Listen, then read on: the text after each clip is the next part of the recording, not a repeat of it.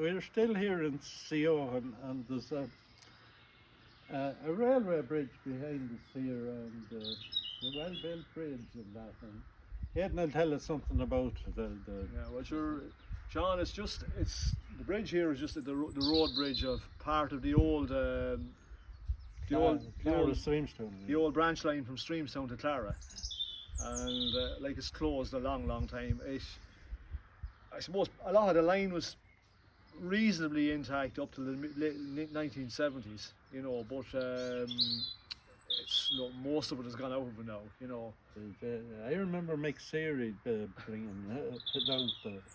They were lifting the line, wheeling it up to Streamstone, lifting it and bringing it up to the line. But the last passenger train that I heard of passing down this way was when Father Peyton had a big rally in 1956. Right, okay. In Cusick Park in Mullingar. And it would have come down from, I suppose, Banagher and that way, but now this isn't well researched or anything.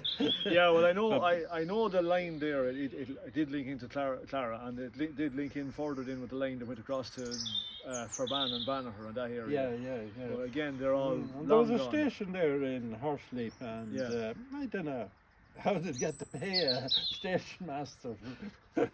I'm not sure whether, even in the latter end of it, whether there was ever a station master in it. Only it was kind of a way station, you know. Like, I mean, for leaving off stuff. Yeah, there probably would have been some staff there. Probably right. It wouldn't pay because there wouldn't be much.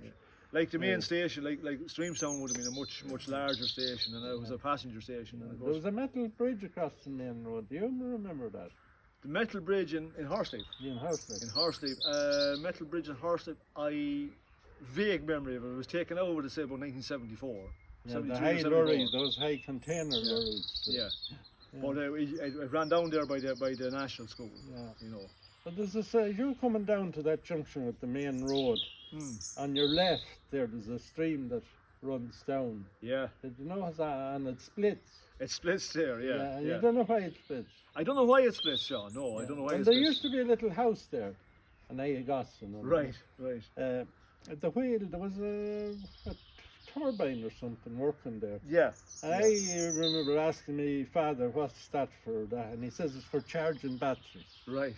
And the old radio, before rural electrification, the old radio, you had to have a dry battery. It was a big square lump of a battery, ever ready, and there was two wet batteries. Two wet batteries, and you had to get them charged, and that used to be done there now. I think that's the story I thought, whether it's true or not.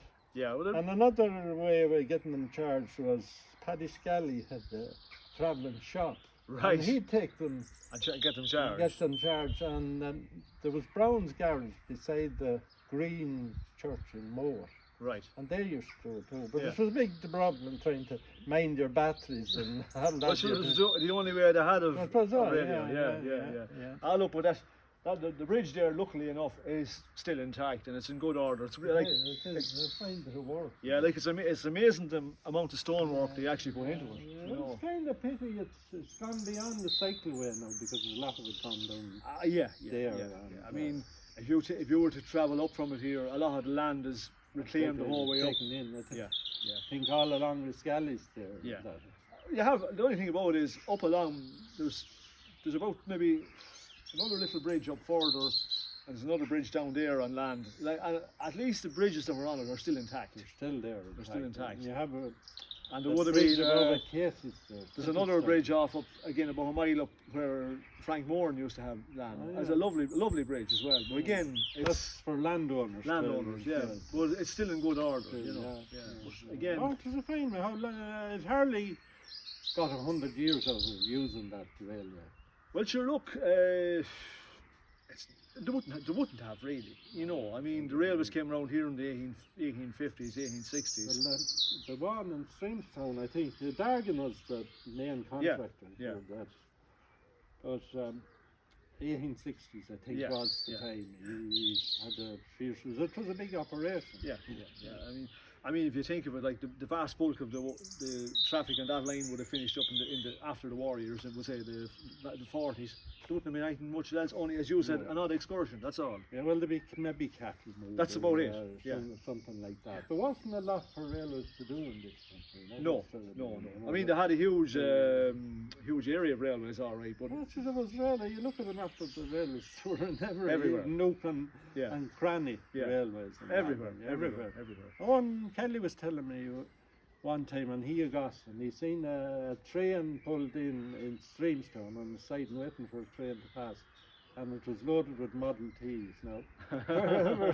The cars, the old Fords. The old Ford cars. Yeah. And wherever they got on it and where they were going, I don't know, because the Cork, I'd say, would be the name. Probably. Now, if you were to go on the Irish Rail Heritage Society, I think that's what they go as. They have a website. Yeah. And they give a good rundown of the lines around here. We'll say there's one where they give it where back in the, I think it was 1942 or 43, where there was the Irish Army had large manoeuvres down south, down in Munster, but the vast bulk of them from the northern end of it were transported this way. In other words, they came from Dublin down to Streamstown, on this way and on down along. It was a nationwide thing. Well, I mean, they reckon there was trains going here for about 3 days between troops being brought up and brought back. And Streamstown got involved in the Civil War too. I think they're still involved in civil wars at times, but anyway.